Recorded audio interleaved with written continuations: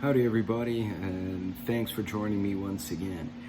Today's going to be an interesting topic because it's something that I noticed because it happened to me, and I thought about it and realized that if this situation happened to someone else, it could absolutely set a trap for folks just in general, especially folks who are preppers. So I wanted to point out what happened and how you can avoid that same pitfall. I saw it, I understand how everything works, but I want to be sure that I convey it to y'all so you guys can understand.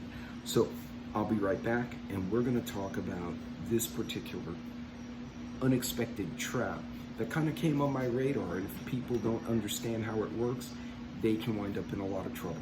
So hang on just a second.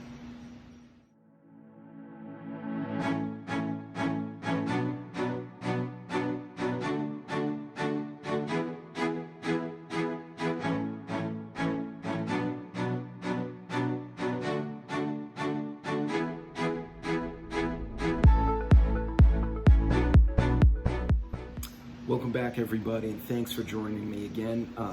This is a Roaming Prepper channel. If you've never been here before, I'm your host Pete. If you have any questions, please feel free to leave them in the comments below the video. I normally premiere this type of video, so I should be in my own chat. However, my work schedule, those of you who follow me regularly know, gets crazy, and I may not be in the chat. So by all means, throw the questions below and I'll be happy to answer them as soon as I can. So, what is the trap, this financial trap I'm talking about? So before I go into the trap, let's go into the current environment, the perspective of what's going on. So as of right now, we're in August of 2023. In case you're watching this, years later and you're like, what the hell are you talking about? August of 2023, we're a couple of years out of the Rona. We're obviously experiencing inflation, increasing interest rates, financial instability, a war in Europe, possible wars in other places, literal overthrows of government in places in Africa as well as Southeast Asia. There's a lot going on, and it's causing financial headaches in the market. Not surprising, this happens. So what is the trap? So right now banks are hurting, right? The interest rates have gone up, so people are not buying houses, they're staying where they are, right? If you have a 3% interest on your current house, you're not gonna refinance to try and save some money at a 8% interest rate. It just doesn't make sense, and you're not going to buy another house. You're going to make do with what you have. You're going to make that car last longer. You're not going to go and that car that was $50,000, say, or $30,000 is now 20 grand more from between 2019 and 2023. You're not going to do it. You're going to make that car last longer. So these are smart financial moves, and it's in conjunction with my concept of defensive prepping. So, you're taking a defensive role, you're making things last longer, making them work more. But things do happen. The banks need to make money, and they can't make money if you're not paying interest on a loan or a credit card, right? So a lot of you don't have credit card debt. That's an ideal place. Some of you do, a lot of people do. As of a week ago, it was in multiple news agencies as well as in the Financial Times or financial reports, that U.S. credit debt has officially reached $1 trillion for the first time. Not the government, the people. American people, because of the inflation, the cost of groceries, everything, have officially run up a total of about $1 trillion, over $1 trillion in debt collectively. That's absolutely crazy. It's absolutely insane, but it is what it is. So what is the trap? So in order to get people to borrow more so that they can pay interest on loans, which is where the banks make money, they're increasing people's credit limits. But they're doing it without our requesting it. They're just doing it. And it's not like, oh, I paid my bills on time, I'm going from a $500 limit to a $1,000 limit. No, these are big jumps. Some people are telling me, I know I've seen it, where you've got several thousand, if not even a doubling. One person reported they doubled their credit limit, right? Now, what that does, people think, oh wow, I have more money to use. Well, no, you have more money to borrow and more debt to create. Unless there's an emergency. Obviously, someone's in the hospital, you may need to use the credit card. That's not what I'm talking about. A lot of people think I have more money. You don't have more money. The bank is willing to give you more money because the banks are desperate. So keep that in mind. Put that on the sticker, put a pin in that note, put it on the board. So what does that do? So if you have let's say you have a $5,000 credit card limit on all your cards, whatever many cards they may be. So I'm using, this is creditland.com, and this is just simply a calculator for your estimating your own credit score. So I put $5,000 as my current limit on all cards. These are just made up numbers. I'm using even numbers that represent the average household, so you guys have like an understanding. I'm assuming this pretend person has 730 credit, good credit, and I'm assuming they currently have a balance of only $1,000 of the $5,000, so they're only using 20% of their credit. The simulated credit score for that person is 730, right? And it says you're on the right track. Continue, don't spend more than 30% of your credit limit, which is a good rule of thumb. What people fail to realize is when they increase your credit limit, sometimes it can flip your credit score into the positive. So let's say the credit score or your credit limit goes up double, so from 5,000 to 10,000. And let's say you simulate your credit score now, and let's see if it does it. Hold on.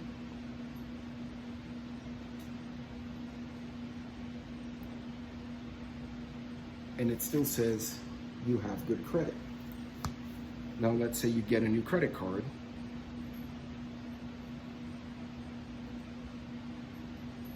and your new card has a $5,000 limit. So it says your credit score is now 725. You open the new card, you've got more credit. But let's say you don't open the new card.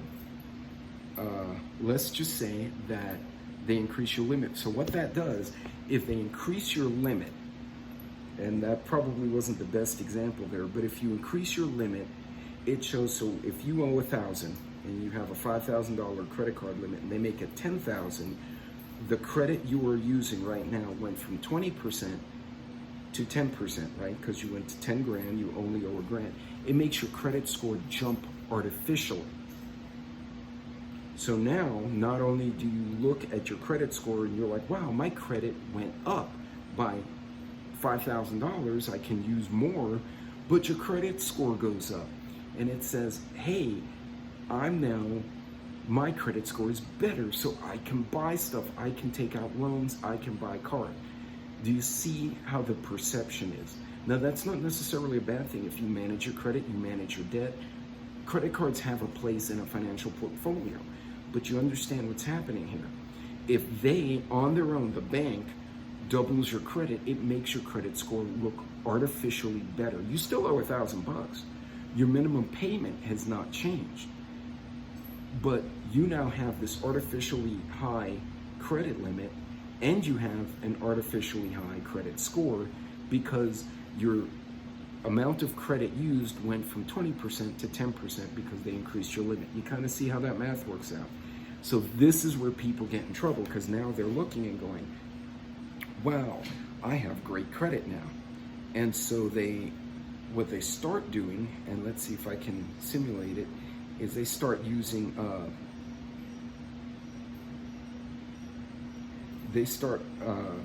using more credit than they should. And when they do that, that's where they run into trouble. So let's just say, I'm gonna say you have that $1,000 limit, and let's say your interest rate is, I'm gonna use an even number, 20%, right? And the minimum is interest plus 1% of balance, and say you pay the minimum payment, right? So you will pay about $1,000 in interest on that $1,000 credit. And this is using bankrate.com. These are just simple calculators for you to inform and educate yourself. These are not official numbers of anything. But let's just say the interest rate, let's say you increase your, now that they gave you $10,000 in credit, let's say you ran up $2,500 in credit cards. Same interest rate, 20%. That's how much interest you'll be paying. If you only pay minimums, and it will take you 208 months to pay it down. That's quite a while. I mean, think about that. But let's do this. Let's increase the credit score. The interest rate has increased by 8%. So let's just say that your interest rate on the card went up by 8%. So now you're 28%, and you calculate now.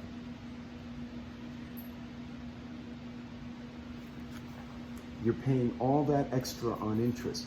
So you're paying, if you only do minimums, it takes you almost 223 months. That's insane. That's years of your life that you're paying down $2,500, but the interest you're gonna pay to the bank is $5,100. So you kind of see how this can become a trap. By increasing your credit limit, unexpectedly, not like, oh, I have to make a purchase, I'm budgeting it in, I would like to request $5,000 for whatever house renovation, something important. They do it for you. And what it does, it gives a false perception that you have more money to spend, which is not true. It's their money and they're going to charge you. The interest rates are higher. That's why they're trying to get you to spend more money. And most importantly, it makes your credit score look artificially good. Because if your balance is unchanged and they double your credit limit, you have less percent of credit being used. You kind of see how that can be a trap. So folks, I wanted to talk about this because this goes hands in hands with what companies are doing. I'm watching corporations, I'm listening to CEOs, I'm listening to CFOs, people who get paid a lot of money to make these kind of calls so companies don't go bankrupt. Okay, and if they don't do it right, they get fired and they usually don't get hired again, they get run off. So it's in their interest, they want to get those big bonuses, they gotta do it right. And so I don't trust them per se, but I trust the greed and the desire for a good bonus for doing a good job, right? That's very human nature. I do a good job, I want to get paid. So all these guys are reducing leverage, reducing the amount of credit they owe, thereby reducing the interest they're paying to the various banks, and they're keeping cash on hand. They're selling off for cash assets, equipment they don't need, and stockpiling equipment they think they will need, and maybe putting it in storage. Sounds familiar? That's kind of what we do. Keep a little cash on hand, store the food, don't get into debt. So folks, if you hear creators going, max out your plastic, do this, do that, do not listen to those people. That's absolutely insane. This will can literally tank you. And it won't hurt you immediately, it's gonna hurt you over years. And the last thing you want, if there is a major financial crisis, banks are gonna want their money. They default, somebody's gonna wanna collect. You wanna have the minimum amount collectible. You guys tracking me? So by all means, if you find yourself getting random increases in your credit cards that you did not request, it's gonna make your credit score look good. It's gonna make you think you can loan more money or use more money. Don't do it. That can be a trap. Now, obviously, if you have an emergency or if you have a true need and you've budgeted in, I can pay this off in a certain amount of time, knowing you're gonna pay a certain amount of interest, and basically use it as a short-term loan. That's smart, you can pull that off. If there's an emergency, someone's in the hospital, it is what it is. But don't get in there, because I promise you, just because you owe more and your credit score went up, they're still gonna hit you with that minimum payment. And so long as these interest rates stay high, they're gonna kill you on that interest.